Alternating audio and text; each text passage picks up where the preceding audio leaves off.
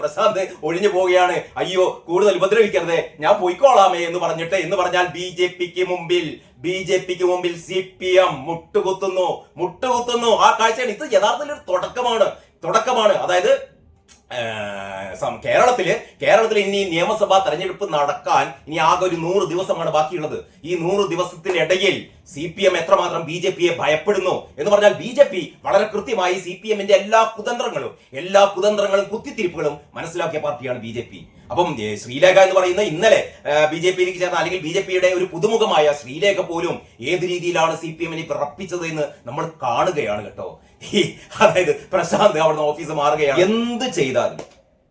എന്ത് കാര്യം ചെയ്താലും അതിന്റെ ഒക്കെ നേരെ, അതായത് വെച്ച വെടി സ്വന്തം മൂട്ടിക്കൊള്ളുക എന്ന് കേട്ടില്ലേ, അതാണ് കുറെ കാലമായി CPMകാരുടെ അവസ്ഥ. ഏറ്റവും പുതിയ കാര്യമാണ് നമ്മുടെ ശാസ്തമംഗലത്തെ ഒരു ഓഫീസിനെ കുറിച്ചുള്ള ഒരു തർക്കം കഴിഞ്ഞ കുറച്ച് 1-2 ആഴ്ചകളായിട്ട് നമ്മുടെ സമൂഹ മാധ്യമങ്ങളിൽ മാത്രമല്ല നമ്മുടെ പത്രങ്ങളിലും ചാനലുകളിലും ഒക്കെ നിറയുകയാണ് കേട്ടോ. അതായത് നമ്മുടെ ശ്രീലേഖയുടെ BJPയുടെ ശാസ്തമംഗലത്തെ കൗൺസിലർ ശരിക്ക് BJP കഴിഞ്ഞ തദ്ദേശ തിരഞ്ഞെടുപ്പിൽ തിരുവനന്തപുരം കോർപ്പറേഷൻ പിടിച്ചടക്കുക എന്ന ലക്ഷ്യത്തോടെ ആയിരുന്നു BJP ആ രീതിയിലുള്ള പ്രവർത്തനമായിരുന്നു BJP കാഴ്ചവെച്ചത്. അപ്പോഴൊക്കെ നമ്മൾ പറഞ്ഞു കേട്ടിരുന്നത് ശ്രീലേഖ ആയിരിക്കും മേയർ ശ്രീലേഖയായിരിക്കും. കാരണം ശ്രീലേഖ IPS അത്രമാത്രം അവര് എന്താ പറയാ, കേരളത്തിലെ ആദ്യത്തെ IPS വനിതാ ഓഫീസർ എന്ന രീതിയിൽ അവരുടെ കരിയറിലുടനീളം അവർ പുലർത്തിയ സത്യസന്ധതയും അവരുടെ പ്രവർത്തന വൈദഗ്ധ്യവും ഒക്കെ കണക്കിലെടുത്തുകൊണ്ട് ശ്രീലേഖയായിരിക്കും എന്തായാലും തിരുവനന്തപുരത്തെ മേയർ എന്നുള്ള രീതിയിലൊക്കെ ആയിരുന്നു നമ്മുടെ മാധ്യമങ്ങൾ പ്രചരിപ്പിച്ച വാർത്ത കേട്ടോ. പക്ഷെ BJP അങ്ങനെ ഞങ്ങളുടെ മേയർ സ്ഥാനാർത്ഥിയാണ് ശ്രീലേഖ എന്നൊന്നും പറഞ്ഞിരുന്നില്ല.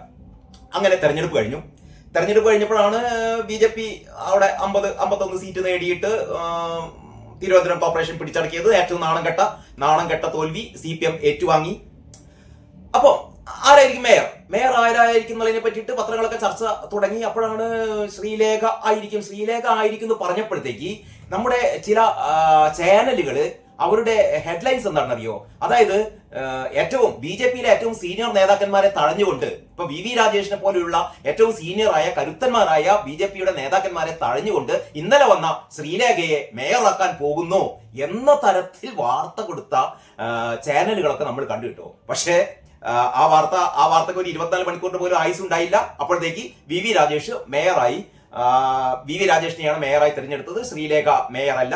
പിന്നെയും മാധ്യമങ്ങൾ കുത്തിത്തിരിപ്പ് തുടങ്ങി. അതായത് ശ്രീലേഖ പിണങ്ങിപ്പോയി. ഇവരുടെ അതായത് VV രാജേഷ് സത്യപ്രതിജ്ഞ ചെയ്യുന്ന അല്ലെങ്കിൽ VV രാജേഷിനെ തെരഞ്ഞെടുത്ത ആ യോഗത്തിൽ വെച്ചിട്ട് ശ്രീലേഖ ഇറങ്ങിപ്പോകുന്നു. മുഴുവൻ അല്ലെങ്കിൽ ആ ചടങ്ങുകൾ മുഴുവൻ തീരാൻ കാത്തു നിന്നില്ല. ശ്രീലേഖ അതൃപ്തയാണ്. അവരെ മേയറാക്കാൻ എന്നൊക്കെ പറഞ്ഞിട്ടാണ് അവരെ മത്സരിപ്പിച്ചത്. അങ്ങനെ മാധ്യമപ്രവർത്തകരുടെ പിന്നാലെ തന്നെയായിരുന്നു ശ്രീലേഖയെ ഇങ്ങനെ കുത്തി. കാരണം ഈ സുരേഷ് ഗോപി ആയിരുന്നല്ലോ ഈ അടുത്ത കാലം വരെ BJPയുടെ ഒരു താരം എന്ന് പറയുന്നത്. ഇപ്പോഴും താരം തന്നെയാണ്. അപ്പൊ സുരേഷ് ഗോപി എവിടെ പോയാലും എന്തു പറഞ്ഞാലും അതൊക്കെ വിവാദമാക്കുകയാണ് ഈ മാധ്യമ പ്രവർത്തകർ സാധാരണ ചെയ്യാറുള്ളത്. ഇപ്പം സുരേഷ് ഗോപി അങ്ങനെ അധികം മിണ്ടാറില്ല. കാരണം സുരേഷ് ഗോപിക്ക് മനസ്സിലായി താൻ എന്ത് പറഞ്ഞാലും, താൻ എന്ത് പോസിറ്റീവായ കാര്യം പറഞ്ഞാലും അത് മാധ്യമങ്ങൾ കുത്തിത്തിരിപ്പുണ്ടാക്കും എന്നുള്ളത് മനസ്സിലായപ്പോൾ സുരേഷ് ഗോപി ആ പരിപാടി ഇപ്പം നിർത്തി. ഇപ്പം വളരെ പ്രസക്തമായി മാത്രമേ മാധ്യമപ്രവർത്തകരോട് സംസാരിക്കാറുള്ളൂ.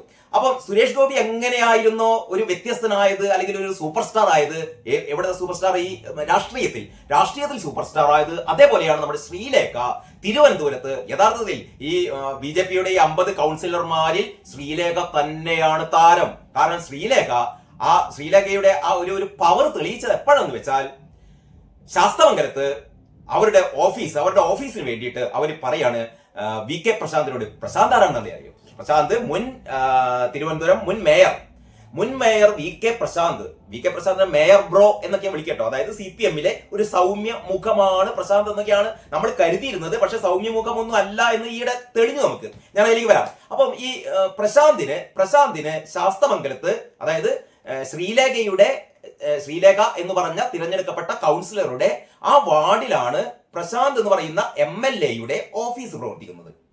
അപ്പൊ ശ്രീലേഖയും ഈ പ്രശാന്തും തമ്മിൽ വളരെ അടുത്ത പരിചയക്കാരാണ്. തന്റെ സഹോദരനെ പോലെയാണ് പ്രശാന്ത് എന്നൊക്കെയാണ് ശ്രീലേഖ പറയുന്നത്. അങ്ങനെ ശ്രീലേഖ പ്രശാന്തിനോട് പറയുന്നു, പ്രശാന്ത് MLA എന്നുള്ള രീതിയിൽ പ്രശാന്തിന് മറ്റേ MLA ഓഫീസിൽ 2 മുറികളുണ്ട്. നേരത്തെ കെ മുരളീധരൻ MLA ആയിരിക്കുന്ന സമയത്ത് അവിടെയാണ് ഓഫീസ് പ്രവർത്തിച്ചത്. അവിടെ ഓഫീസ് പ്രവർത്തിപ്പിക്കാനോ. അപ്പൊ ഇവിടെ ഈ സ്ഥലത്ത് എന്നെ സംബന്ധിച്ചിടത്തോളം, ഈ കൗൺസിലറെ സംബന്ധിച്ചിടത്തോളം, കൗൺസിലറുടെ ഓഫീസ് പ്രവർത്തിക്കാൻ പറ്റിയ സ്ഥലമാണ് ഈ ഇവിടുത്തെ ഈ കോർപ്പറേഷന്റെ ഈ കെട്ടിടം. അതുകൊണ്ട് ഇവിടെ നിന്ന് തൽക്കാലം മാറി തന്നാൽ നന്നായിരുന്നു എന്ന് വളരെ വളരെ സ്നേഹപൂർവ്വം സൗഹാർദ്ദപൂർവ്വം പറഞ്ഞപ്പോ VK പ്രശാന്ത് എന്ന് പറയുന്ന CPM-ന്റെ എന്താ പറയാ കുതന്ത്രശാലി പ്രശാന്ത് മാത്രമല്ല, CPM എന്ന് പറഞ്ഞാൽ CPM-ന്റെ ചോട്ടാ നേതാക്കന്മാർ മുതൽ ബഡാ നേതാക്കന്മാർ വരെ എല്ലാവരും ഇമ്മാതിരി എവിടെയാണോ എന്താ പറയാ കുതന്ത്രങ്ങൾ പ്രയോഗിക്കാൻ പറ്റുക അതിന് ആ തക്കം പാത്ത് നടത്തുന്ന ആൾക്കാരാണല്ലോ. അപ്പൊ ശ്രീലേഖ അങ്ങനെ ഒരു കാര്യം പറഞ്ഞപ്പോൾ തന്നെ പ്രശാന്ത് ഉടനെ മാധ്യമ പ്രവർത്തകരെ അറിയിച്ചു. അതായത് ഇതാ BJPക്ക് തലസ്ഥാനത്ത് BJPക്ക് കോർപ്പറേഷൻ പിടിച്ചതോടുകൂടി BJPയുടെ ഫാസിസം, BJPയുടെ സ്വേച്ഛാധിപത്യം, BJPയുടെ ഈ പോരാട്ടം എന്ന് പറഞ്ഞാൽ എന്റെ ഓഫീസ് എന്നെ ഇവിടുന്ന് മാറാൻ ആവശ്യപ്പെടുന്ന ഒരു കേവലം കൗൺസിലർ, ഒരു MLA-ക്ക് മുമ്പിൽ ആരാണ് കൗൺസിലർക്ക് എന്ത് വില? ആ കൗൺസിലർ എന്നോട് പറയാണ് എന്റെ ഓഫീസ് മാറാൻ. ഇതാണ് BJPയുടെ ധാർഷ്ട്യം എന്ന് പറയുന്നത്, BJPയുടെ അഹങ്കാരം എന്ന് പറയുന്നത്, ശ്രീലേഖയുടെ അഹങ്കാരം. കണ്ടില്ലേ, എന്നെ പോലുള്ള ഒരു ജനപ്രിയനായ MLA-യോട് ഓഫീസ് മാറാൻ വേണ്ടി പറയുന്നു എന്നൊക്കെ പറഞ്ഞു കഴിഞ്ഞപ്പോ ശ്രീലേഖ എന്നെ പത്രക്കാരെ കൂട്ടിക്കൊണ്ടുപോയി. എന്നിട്ട് പറഞ്ഞു, ഇവൻ എന്റെ അനിയന്റെ പോലെയാണ്, ഇവിടെ ഈ തൊട്ടടുത്തുള്ള കുടിസുമുറി ഉപയോഗിക്കാൻ വലിയ ബുദ്ധിമുട്ടാണ്, അതുകൊണ്ടാണ് മാറണമെന്ന് പറഞ്ഞത്. ഒരു സൗഹാർദ്ദപരമായ ഒരു രീതിയിലാണ് മാറണമെന്ന് പറഞ്ഞു. അപ്പം തന്നെ വി വി രാജേഷ് മേയർ പറഞ്ഞു, നേരത്തെ തന്നെ പറഞ്ഞിരുന്നു, ഇത് ശ്രീലേഖ വളരെ സൗഹാർദ്ദപരമായി പറഞ്ഞതായിരിക്കും, ഇതിലിങ്ങനെ ക്ഷോഭിക്കാനൊന്നുമില്ല. പക്ഷേ ശ്രീലേഖ വളരെ കൃത്യമായിട്ട് തന്നെയാണ് കേട്ടോ പ്രശാന്തിനെതിരെ വടിയെടുത്തത്. കാരണം ശ്രീലേഖ ഇങ്ങനെ പറഞ്ഞതിലൂടെ ശ്രീലേഖ തെളിയിച്ചെന്താണെന്നറിയോ, കഴിഞ്ഞ ഭരണകാലത്ത് CPM-ന്റെ ഭരണകാലം എത്രമാത്രം അഴിമതി നിറഞ്ഞതായിരുന്നു, എത്രമാത്രം എന്താ പറയാ സ്വജനപക്ഷപാതിത്വം, അഴിമതി തുടങ്ങിയ കാര്യങ്ങൾ ആണ് യഥാർത്ഥത്തിൽ ശ്രീലേഖ വെളിച്ചത്ത് കൊണ്ടുവന്നത്. കാരണം ഈ ഓഫീസ് ഉണ്ടല്ലോ ഏതാണ്ട് 350 സ്ക്വയർ ഫീറ്റ് ആണ്. 350 സ്ക്വയർ ഫീറ്റ് ഉള്ള ശാസ്തമംഗലത്തെ എന്ന് പറഞ്ഞാൽ തിരുവനന്തപുരത്തിന്റെ കേന്ദ്ര ഹൃദയഭാഗമായ ശാസ്തമംഗലത്തുള്ള ഈ കോർപ്പറേഷൻ കെട്ടിടത്തിന് കഴിഞ്ഞ 7 വർഷമായി പ്രശാന്ത് കൊടുത്തിരുന്ന വാടക എത്രയാണെന്നറിയോ? ഞെട്ടരുത് നിങ്ങൾ, 832 രൂപ. 832 രൂപ വാടകക്കാണ് 350 സ്ക്വയർ ഫീറ്റ് ഉള്ള ഒരു കെട്ടിടം ഈ MLA കൈവശപ്പെടുത്തിയത്. നിങ്ങൾ ആലോചിച്ചോണം, യഥാർത്ഥത്തിൽ ഒരു 35,000 രൂപ ഏറ്റവും മിനിമം ഒരു 35,000 രൂപ തന്നെയെങ്കിലും വാടക ഈടാക്കാവുന്ന കെട്ടിടത്തിനാണ് ഈ CPM-ന്റെ ഈ ജനപ്രിയ MLA എന്ന് പറയുന്ന VK പ്രശാന്ത് കഴിഞ്ഞ 7 വർഷം അവിടെ തമ്പടിച്ചത്. അവിടെ മറ്റെന്തോ പ്രവർത്തനങ്ങളൊക്കെ നടക്കുകയായിരുന്നു. MLA ഓഫീസിലെ 2 മുറികളുണ്ട്. MLA ഓഫീസിലെ 2 മുറികളിൽ മറ്റാരൊക്കെയാണ് ഇവിടെ വേറെ ഈ MLA ഓഫീസുമായി ബന്ധപ്പെട്ട കുറച്ച് പ്രവർത്തനങ്ങൾ ഇവിടെ നടത്തുന്നു, വേറെ കുറച്ച് പ്രവർത്തനങ്ങൾ ഈ MLA ഓഫീസിൽ നടത്തുന്നു. അങ്ങനെ പല രീതിയിലൊക്കെ ആയിട്ടാണ് നടക്കുന്നത്. യഥാർത്ഥത്തിൽ ഒരു MLA-യെ സംബന്ധിച്ചിടത്തോളം MLA-ക്ക് ഓഫീസ് പ്രവർത്തിക്കാൻ ആവശ്യമായ ഫണ്ട്, അതിനാവശ്യമായ വാടക തുടങ്ങിയ കാര്യങ്ങളൊക്കെ ഈ എന്താ പറയുക നമ്മുടെ സർക്കാർ അനുവദിക്കുന്നതാണ്. MLA-യെ സംബന്ധിച്ചിടത്തോളം MLA-യുടെ ഈ ശമ്പളത്തിന് പുറമെ ഒരുപാട് എലവൻസുകളുണ്ട്.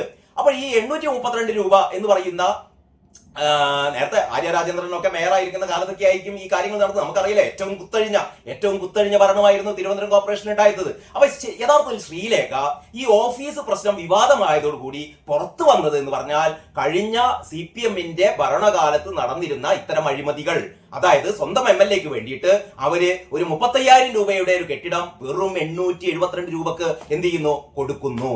അത് തന്നെ വാടക കൊടുക്കാറില്ല. ഈ വിവാദം ഉണ്ടായപ്പോഴാണ് പാല് പോയി കണ്ട 5-6 മാസത്തെ വാടക ഒരുമിച്ച് അടച്ചത് എന്ന് പറഞ്ഞാൽ വാടകയും കൊടുക്കാറില്ല. അപ്പൊ വാടക കൊടുക്കാതെ 832 രൂപക്ക് ഇത്തരത്തിൽപ്പെട്ട ഒരു കെട്ടിടം പ്രശാന്ത് MLA കൈവശപ്പെടുത്തിയപ്പോൾ ഇതേപോലെ എത്ര കെട്ടിടങ്ങൾ നഗരത്തിന്റെ പല ഭാഗങ്ങളിലായിട്ട് കോർപ്പറേഷന്റെ ഉടമസ്ഥതയിലുണ്ട്. ആൾക്കാർ അന്വേഷിക്കാൻ തുടങ്ങി. അപ്പോഴാണ് CPM-ന്റെ കപടമുഖം വെളിപ്പെടുത്തുന്നത്. CPM-ന്റെ അഴിമതിയുടെ ദുർഗന്ധം വമിപ്പിക്കുന്ന CPM-ന്റെ പ്രവർത്തനങ്ങളാകെ പുറത്തു വരാൻ തുടങ്ങി. അവസാനം ഇതാ ഏറ്റവും പുതിയ വാർത്ത, പ്രശാന്ത് അത് ഒഴിയുകയാണ്, ഓഫീസ് മാറുകയാണ്. ഇതാണ് ഏറ്റവും പ്രധാനപ്പെട്ട ഒരു കാര്യം. അപ്പോഴും പിന്നെയും കുത്തിത്തിരിപ്പുണ്ടാക്കുകയാണ്. അതായത് ശ്രീലേഖയെ മേയറാക്കിയില്ലല്ലോ എന്ന് ഇപ്പോഴും വീണ്ടും മാപ്രകൾ ഇങ്ങനെ പറയുമ്പോൾ ഏറ്റവും പുതിയ ശ്രീലേഖയുടെ ഒരു ഫേസ്ബുക്ക് പോസ്റ്റ് ഉണ്ട് കേട്ടോ. വളരെ സുന്ദരമായ ഒരു കഥ പറഞ്ഞുകൊണ്ടാണ് ശ്രീലേഖ ആ ഫേസ്ബുക്ക് പോസ്റ്റിലൂടെ ഈ തന്നെ പരിഗണിച്ചില്ല, തന്നെ മേയർ ആക്കേണ്ടതായിരുന്നു, VV രാജേഷിന് എന്തുകൊണ്ട് ആക്കി, തന്നെ ആയിരുന്നല്ലോ ആക്കേണ്ടത് തുടങ്ങിയ കാര്യങ്ങൾ വ്യത്യസ്ത മാപ്രകൾ ഇങ്ങനെ ശ്രീലേഖ ഇങ്ങനെ കുത്തിത്തിരിപ്പുണ്ടാക്കുമ്പോൾ ശ്രീലേഖ തന്നെ ഒരു കഥ പറയുകയാണ്. കഥ എങ്ങനെയാണ്, ഒരു അച്ഛന് 2 മക്കളുണ്ടായിരുന്നു. ഒരാൾ 10ാം ക്ലാസ് പഠിക്കുന്നു, വേറെ ആൾ +2 പഠിക്കുന്നു. അപ്പൊ 10ാം ക്ലാസ്സിലും +2 പഠിക്കുന്ന രണ്ട് മക്കളോട് ഈ അച്ഛൻ പറയുകയാണ്, മക്കളെ നല്ല രീതിയിൽ നിങ്ങൾ പെർഫോം ചെയ്താൽ, നല്ല രീതിയിൽ മാർക്ക് വാങ്ങിയാൽ നിങ്ങൾക്ക് ഞാനൊരു മൊബൈൽ ഫോൺ വാങ്ങിത്തരും. അങ്ങനെ ഈ രണ്ട് കുട്ടികളും നന്നായി പഠിച്ചു. ഈ രണ്ട് കുട്ടികളും നല്ല മികവുറ്റ രീതിയിൽ രണ്ട് കുട്ടികളും, ഒരാൾ 10ാം ക്ലാസ് മറ്റൊരാൾ +2 പാസ്സായി. അച്ഛനാകെ കുടുങ്ങിയില്ലേ? രണ്ടു കൂട്ടരും ഒരേപോലെ പാസ്സായി. അച്ഛനാണെങ്കിൽ ഒരു മൊബൈൽ ഫോൺ വാങ്ങാനുള്ള സാധ്യതയുള്ളൂ. അങ്ങനെ അച്ഛൻ ഒരു മൊബൈൽ ഫോൺ കൊണ്ടു കൊടുത്തിട്ട് ഈ മക്കളോട് പറഞ്ഞു, ഒരു മൊബൈൽ ഫോണേ ഉള്ളൂ, ഞാനത് ആർക്കാ തരേണ്ടത്, ആർക്കാ ഞാൻ തരിക? അപ്പൊ ഈ മക്കൾ എന്ന് പറഞ്ഞു, ഒരു കാര്യം ചെയ്യാം, അച്ഛനാണ് തീരുമാനിക്കുന്നേ, അച്ഛൻ തീരുമാനിച്ചാൽ മതി ഞങ്ങൾക്ക് ആർക്കാണ് തരികയെന്ന്. അപ്പൊ അച്ഛൻ ഇങ്ങനെ ആലോചിച്ചു. അപ്പൊ അച്ഛൻ ആലോചിച്ചപ്പോ അച്ഛൻ വിചാരിക്കുകയാണ്, ഇതിലെ ഏറ്റവും മുതിർന്ന കുട്ടി എന്ന് പറയുന്നത് +2 പാസ്സായ കുട്ടിയാണല്ലോ. അവനാണല്ലോ ഈ കാര്യങ്ങൾ കുറേ കൂടി പക്വതയോടെ ഈ കാര്യങ്ങളൊക്കെ ഉപയോഗിക്കാൻ പറ്റുക, ഈ മുതിർന്ന കുട്ടി +2 ആണ്. മറ്റേ 10ാം ക്ലാസ്സിലെ എത്തിയിട്ടുള്ളൂ. അവനാവുമ്പോൾ അവന് വാങ്ങിക്കൊടുക്കുക. അപ്പൊ ആദ്യമായിട്ട് ഈ +2 പാസ്സായ കുട്ടിക്ക് ഈ മൊബൈലാണ്ട് കൊടുത്തു. അതോടുകൂടി ഈ ഇളയ കുട്ടിക്കും 10ാം ക്ലാസ്സുകാരനും സന്തോഷമായി, ഏട്ടന് മൊബൈൽ കിട്ടി, ഇവന് ഒരു പ്രശ്നമില്ല. അങ്ങനെ ഇരിക്കുമ്പോഴാണ് ഈ വീട്ടിനടുത്തുള്ള ചില കുത്തിത്തിരിപ്പുകാർ വന്നിട്ട് ഈ അനിയനോട് ചോദിച്ചു, 10ാം ക്ലാസ് അനിയനോട് ചോദിച്ചു, എടോ അനക്ക് മൊബൈൽ കിട്ടിയില്ല, അന്റെ അച്ഛൻ എന്തൊരു മനുഷ്യനാണ് ഇത്, അനക്കല്ലേ തരേണ്ടത്, ഈയല്ല 10ാം ക്ലാസ് പാസ്സായത്, ഏട്ടൻ +2, നീയല്ലേ ചെറിയ കുട്ടിയോടല്ലേ ആൾക്കാർക്ക് അച്ഛനമ്മമാർക്കൊക്കെ വാത്സല്യം ഉണ്ടാവേണ്ടത്, എന്ത് അച്ഛനാണോ എന്റേത്, നീ ചോദിച്ചു വാങ്ങത്, ഏട്ടനല്ല, നീ മൊബൈൽ നിനക്ക് വേണമെന്ന് പറയും, നിനക്കല്ലേ കിട്ടേണ്ടത് എന്ന് പറഞ്ഞുകൊണ്ട് ഈ ഇളയ അനിയൻ ഇങ്ങനെ കുത്തിത്തിരിപ്പ് ഉണ്ടാക്കിങ്ങാണ്ട് അവസാനം വലിയൊരു ബഹളത്തിലേക്ക് ഇവരെത്തിക്കുക, അല്ലെങ്കിൽ ഈ കുടുംബമാകെ കുട്ടിച്ചോറാക്കുക എന്നുള്ള രീതിയിൽ ഈ അടുത്തുള്ളവരും നാട്ടുകാരും എല്ലാവരും ഈ അനിയനെങ്ങനെ എല്ലാ ദിവസവും അനിയനെ കാണുമ്പോൾ, അല്ല എനിക്ക് മൊബൈൽ കിട്ടിയില്ലേ, ചോദിച്ചു വാങ്ങടോ. മനസ്സിലായില്ലേ? മൊബൈലല്ല, മേയർ സ്ഥാനം. തനിക്ക് എന്തുകൊണ്ട് മേയർ സ്ഥാനം അവര് തന്നില്ല, BJP തന്നില്ല, ചോദിച്ചൂടെ എന്ന് ചോദിക്കുന്ന മാപ്രകൾക്കുള്ള കുത്താണ് ഇങ്ങനെ ഒരു കഥ പറഞ്ഞുകൊണ്ട് ശ്രീലേഖ ഈ ഏറ്റവും പുതിയ ഫേസ്ബുക്ക് പോസ്റ്റിലൂടെ വെളിപ്പെട്ടത്. അപ്പം ശ്രീലേഖ എന്ന് പറയുന്നത് നിങ്ങളൊന്നും വിചാരിക്കുന്ന പോലെ അല്ല മക്കളെ. ശ്രീലേഖ വളരെ കൃത്യമായി ശ്രീലേഖക്ക് കാര്യങ്ങൾ എങ്ങനെ മുന്നോട്ട് കൊണ്ടുപോകണമെന്ന് അറിയാം. ശ്രീലേഖക്ക് മേയറാക്കാത്തതിൽ ഒരു കുറ്റബോധവും ഇല്ല, ഒരു വിഷമവും ഇല്ല. കാരണം അറിയാലോ, തിരുവനന്തപുരം പോലെ പ്രത്യേകിച്ചും CPM ആകെ ഭ്രാന്ത് പിടിച്ച് നടക്കുകയാണ്. എന്ന് പറഞ്ഞാൽ കയ്യിൽ നിന്ന് പോയ 6 കോർപ്പറേഷനില് കോഴിക്കോട് എങ്ങനെയോ ഒന്ന് ഒത്തുപിടിച്ച് കിട്ടിയതാണ്, മുഴുവൻ കിട്ടിയില്ല. ഏതാണ്ട് ഒരു ഭൂരിപക്ഷം എന്ന് പറയാൻ പറ്റില്ല, ആ രീതിയിലുള്ള ഒരു ചെറിയൊരു വിജയം കോഴിക്കോട്. ബാക്കി കൊല്ലം എന്ന് പറഞ്ഞാൽ ഞെട്ടിപ്പോയത് കൊല്ലം പോയപ്പോഴാണ്. അതിനേക്കാൾ വലിയ തിരുവനന്തപുരം പോയപ്പോഴാണ് തല പോയത്. തിരുവനന്തപുരം പോയപ്പോൾ തല പോയ അവസ്ഥയിലാണ് ഇവര് ഭ്രാന്തായി നടക്കുന്നത്. അപ്പോഴാണ് ഈ ശ്രീലേഖയെ എങ്ങനെയെങ്കിലും കുത്തിത്തിരിപ്പുണ്ടാക്കി കണ്ട് അവിടെ ഒരു കുത്തിത്തിരിപ്പുണ്ടാക്കാനോ എന്നൊക്കെ വിചാരിച്ചു കണ്ട് ഇവർ പരിശ്രമിച്ചത്. ഏതായാലും ശ്രീലേഖ ഒരു കൊച്ചു കഥ പറഞ്ഞിട്ട് മാപ്രകളോട് പറയുന്നു, മാപ്രകളെ ഇനി ഈ കുത്തിത്തിരിപ്പായിട്ട് വരണ്ട എന്ന് പറയുന്നു. ഏതായാലും പ്രശാന്ത് പുതിയ ഓഫീസ് അന്വേഷിച്ച് പോവുകയാണ്. ഇവിടുന്ന് ഈ ഓഫീസൊക്കെയാണ് മാറ്റുകയാണ്. അപ്പൊ ഇനി ശാസ്തമംഗലത്തെ ഓഫീസ് ശ്രീലേഖക്ക് സ്വന്തമാണ്. അതിലൂടെ ശ്രീലേഖ വ്യക്തമാക്കുന്നത് കോർപ്പറേഷനിലെ എല്ലാവിധ അഴിമതിയും എല്ലാവിധ ഇത്തരത്തിലുള്ള സ്വജനപക്ഷപാതിത്വവും നേരത്തെ CPM നടത്തിയിരുന്നതൊക്കെ ഇല്ലാതാക്കാൻ പോവുകയാണ്. മാത്രമല്ല അടുത്ത നിയമസഭാ തെരഞ്ഞെടുപ്പിൽ പ്രശാന്തിനെ തകർക്കാൻ, പ്രശാന്തിനെ മലർത്തിയടിക്കാൻ ശ്രീലേഖ തയ്യാറെടുക്കുമെന്ന് തന്നെയാണ് ഞാൻ കരുതുന്നത്. ആ രീതിയിലുള്ള ഒരു മത്സരം നമുക്ക് പ്രതീക്ഷിക്കാം. ഒരു ഇന്റലിജൻസ് റിപ്പോർട്ട് അനുസരിച്ച് BJPക്ക് 20 സീറ്റ് കിട്ടുന്നൊക്കെയാണ് ഒരു ചാനൽ കഴിഞ്ഞ ദിവസം പറഞ്ഞത് കേട്ടോ. BJP കണക്ക് കൂട്ടുന്നത് ഒരു 10 മുതൽ 20 വരെ സീറ്റാണ്.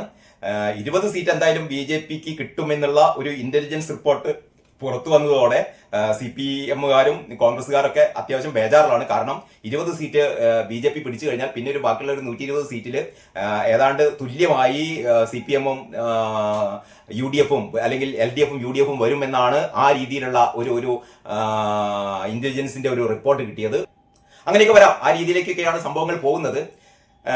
അപ്പൊ യഥാർത്ഥത്തിൽ മാപ്രകളോട് എനിക്ക് പറയാനുള്ളത്, ശ്രീലേഖ മേയർ ആവേണ്ട ആളല്ല. ശ്രീലേഖ കേരളത്തിന്റെ മുഖ്യമന്ത്രിയാവാൻ എല്ലാവിധ സാധ്യതകളുമുള്ള ആളാണ് ശ്രീലേഖ. അപ്പൊ ശ്രീലേഖ എന്തുകൊണ്ട് മേയറായില്ല, തിരുവനന്തപുരം മേയർ VV രാജേഷ് ആയല്ലോ, ശ്രീലേഖയെ ആക്കിയില്ലല്ലോ എന്നൊക്കെ പറഞ്ഞ് നെഞ്ചത്തടിച്ച് കരയുന്ന മാപ്രകള് മനസ്സിലാക്കണം, സമീപ ഭാവിയിൽ കേരളത്തിലെ മുഖ്യമന്ത്രി ശ്രീലേഖ ആയാൽ നിങ്ങൾ കണ്ണ് തള്ളേണ്ട. ഞാൻ അതുകൊണ്ടാണ് ഇപ്പോഴേ പറയുന്നത്, ശ്രീലേഖ നിങ്ങൾ വിചാരിക്കുന്ന പോലെ നിങ്ങളെ കുത്തിത്തിരിപ്പ് കൊണ്ടൊന്നും നിങ്ങളുടെ വഴിയെ വരുന്ന ആളല്ല. അപ്പൊ ശ്രീലേഖ പറഞ്ഞൊരു കഥ, ശ്രീലേഖ നമ്മുടെ പ്രശാന്തിനെ ഓടിപ്പിച്ചത് അല്ലെ, കണ്ടം വഴി ഓടി. പ്രശാന്ത് എന്ന് പറയുന്ന മേയർ ബ്രോ കണ്ടം വഴി ഓടി. ഇനി കാണാൻ പോകുന്നത് പൊരിഞ്ഞ അംഗമാണ്. വട്ടിയൂർക്കാവിൽ കാണാൻ പോകുന്നത് പൊരിഞ്ഞ അംഗമാണ്. അവിടെ എങ്ങനെയാണ് ശ്രീലേഖ വി കെ പ്രശാന്തിനെ മലർത്തിയടിക്കുന്നത് എന്ന് കാണാൻ വേണ്ടി നമുക്ക് കാത്തിരിക്കാം. അതുവരെ എല്ലാവർക്കും നന്ദി, നമസ്കാരം.